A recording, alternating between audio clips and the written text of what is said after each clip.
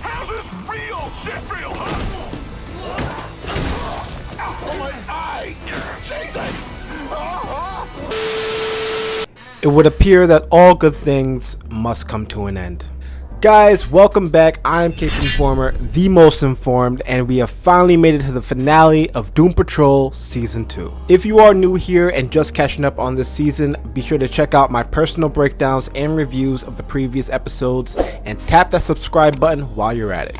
However, today we are here to recap Season 2, Episode 9, Wax Patrol. We start this episode with a flashback, which is a common theme for the season, but this time with Miranda in the year 1969. She's apparently still primary and working as a waitress at a diner where she meets some dirty hippie kid with a guitar.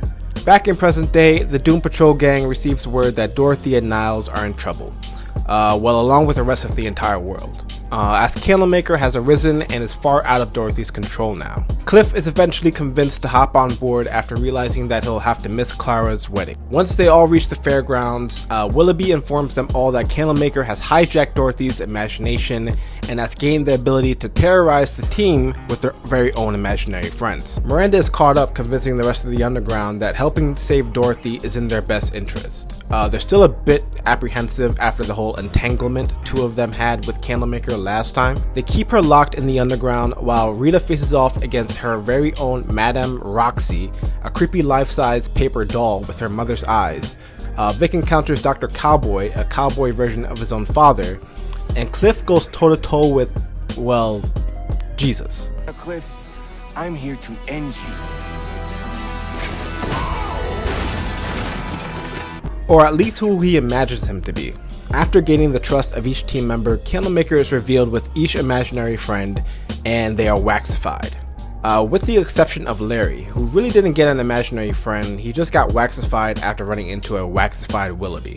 Anyways, we go back to the 60s flashback with Miranda and the hippie boyfriend to find them living together and seemingly in love. Things, of course, go to total shit at a swingers party where Miranda's boyfriend coaxes her into hooking up with his boss. Miranda couldn't have been less okay with this, but decided to go through with it to appease him. During the experience, Miranda is triggered by memories of Kay's abusive father, which sends her into a mental breakdown. Miranda is eventually brought back to the underground, released as primary, and we see her throw herself down the well. Jane emerges as next primary and leaves the party, but not before leaving Miranda's now ex-boyfriend with a parting gift to the nose. Oh yeah, and back in present day, where Jane was left floating in that well, she actually finds the remains of the real Miranda, meaning the one in present day was a total fraud.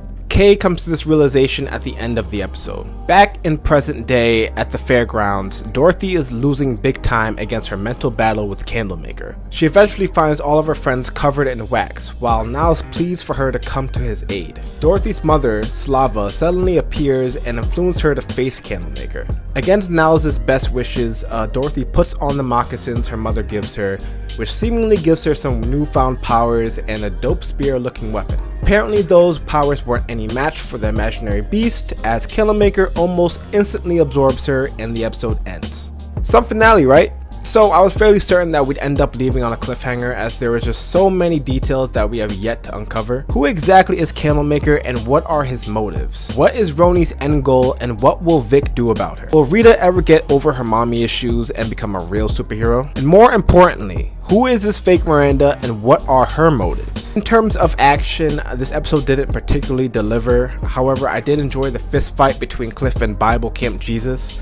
Especially that sweet roundhouse kick. It just really didn't feel like a finale to me, and I feel like the season as a whole just held back so many punches. So whenever Doom Patrol returns, hopefully, they'll really need to come in swinging in the next season. Otherwise, I'm not so hopeful too many people are going to stick around for it.